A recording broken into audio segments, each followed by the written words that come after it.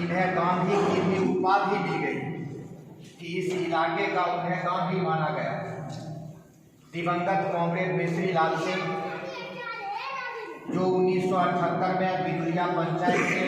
मुखिया के पद पर आसीन होते हैं और तत्पश्चात 2001 में वो जिला परिषद से वो जीत के जाते हैं और उनकी लोकप्रियता इस कदर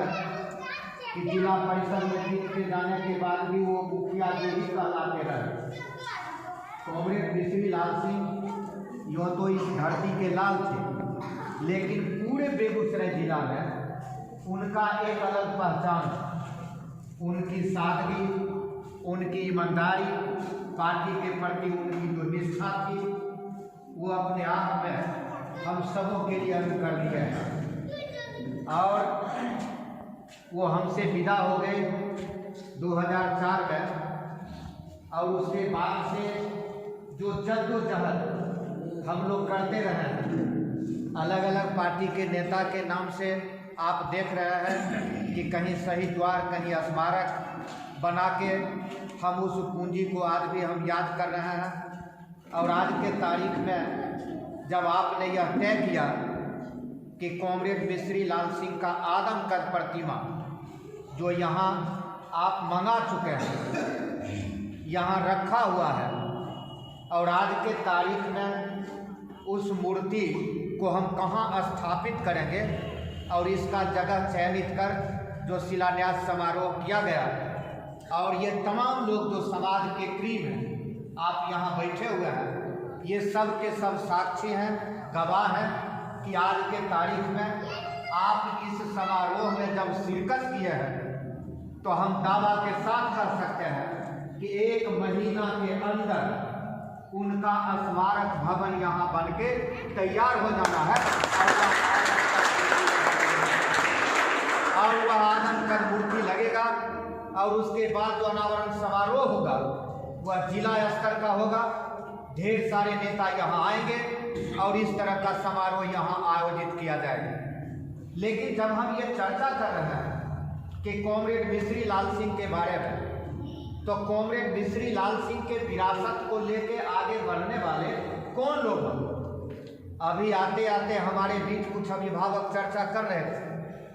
कि पार्टी के अमुक नेता गुजर गए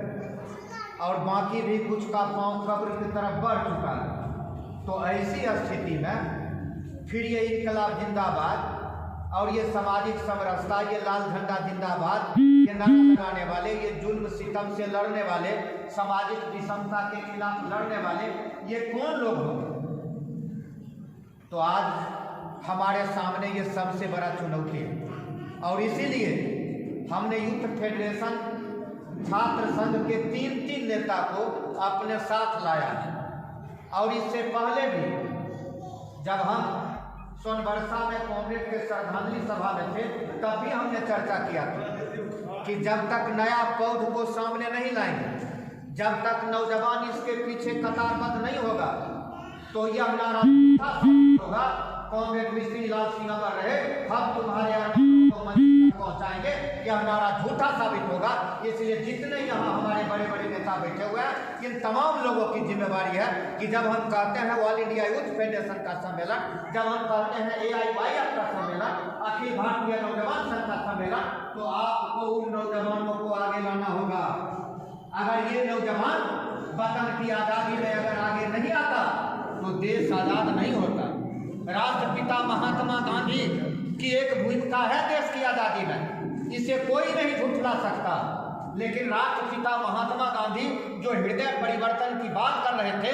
कि हम इस देश को आज़ाद करवाएंगे, हम अपने व्यवहार से अंग्रेजों को इस कदर प्रभावित करेंगे कि उसका हृदय परिवर्तन हो जाएगा और ये देश आज़ाद हो जाएगा, तो ये देश आज़ाद नहीं होता। ये सच्चाई है कि उस समय जो दहशत का माहौल था, जो भय का माहौल था, उस माहौल में घर से निकाल कर सत्य और अहिंसा के मार्ग पर उन लोगों को अगर उन्होंने घर से निकालने का काम किया तो ये महात्मा गांधी की ये सूझबूझ और इनके दर्शन का फलाफल था। लेकिन अगर शहीद आजम भगत सिंह नहीं होते,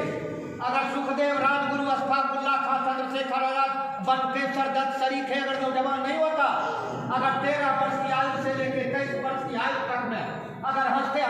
फांसी के फंदे को चूमने के लिए अगर तैयार नहीं होता,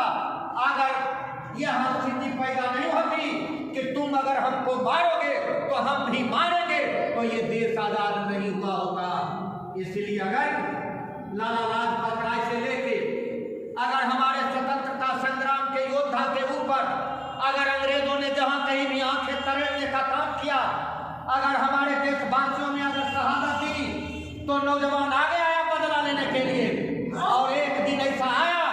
जब कहा जाता था कि जिसके राज्य में सूर्यास्त नहीं होता है और ये कहता है अंग्रेज को यहाँ से बाहर भगाएंगे, और जो लोग कह के हंसते थे, जो पत्तियां कसते थे, और वो उन्होंने ये दिन देखा कि वास्तव में जिसके राज्य में सूर्यास्त नहीं होता था, एक दिन ऐसा आया कि उन अंग्रेजों को यही नौजवान यहाँ से मार भगाने का काम किया और ये देश आजाद हुआ। इसीलिए अगर आप इस बात को समझ रहे हैं कि आज देश एक बारूद पर ढेर पर बैठा हुआ है, किसी भी समय आग लगाया जा सकता है, तो ऐसी स्थिति में मात्र कॉमरेड मिस्त्री लाल सिंह के अरमानों को मंजिल तक पहुंचाएंगे, ये नारा लगाने से नहीं होगा। उनका जो रास्ता था उस रास्ते पर आपको चलना होगा।